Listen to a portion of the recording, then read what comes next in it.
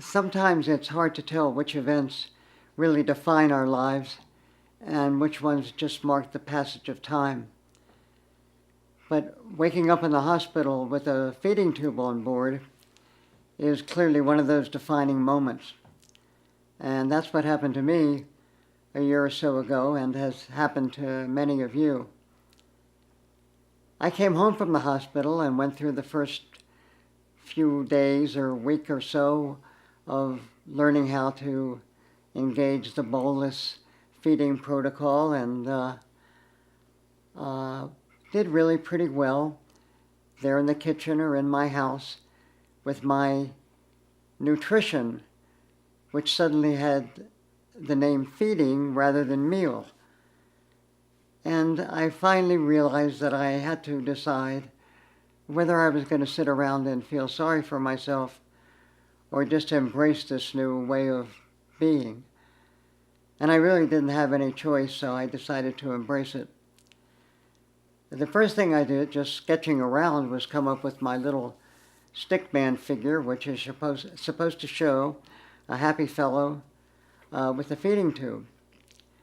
And then one day I went into our local seamstress and gave her a sweatshirt of mine and asked her to install a zipper in the front of it so I could more easily access my feeding tube and maybe get out of the house, get into the cafe, or be more comfortable in my office, engaging the kind of life I used to have. And I'm going to have a cup of coffee right now, and I'll show you how this works. Is you just unzip the access zipper there and reach in and access your feeding tube, and then you install the syringe, as you're very familiar with, I'm sure, and you have your coffee or your Givity. I have been doing this now for some time in coffee shops here with my friend Jean and with my friend Lisa from San Francisco, with my wife Patty, and it works very well. After a while, I even forget that I have it.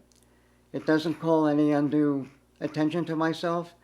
The wait staff in the restaurants doesn't seem to mind. And as time goes on, we have our conversation, and it's a fairly pleasant interlude. And it's one that gets me out of the house and into the coffee shop, back into the community where I think I belong. I originally invented this shirt just for myself and to entertain myself, but as I wore it in a couple of my doctor's offices, everyone was just over the top about it, and they thought this was the greatest thing they had ever seen, and everyone said, you must manufacture these and make them available. And so I did, and so they are. So I hope that if this looks good to you, you at least will see how somebody handled this kind of a problem, and maybe you can find yourself in a coffee shop with your friends rather than sitting in the kitchen by yourself. Good to have you back, Tom. Thank you, Gino. It's good to be back. And keep in mind, it's not just the shirt, it's the attitude.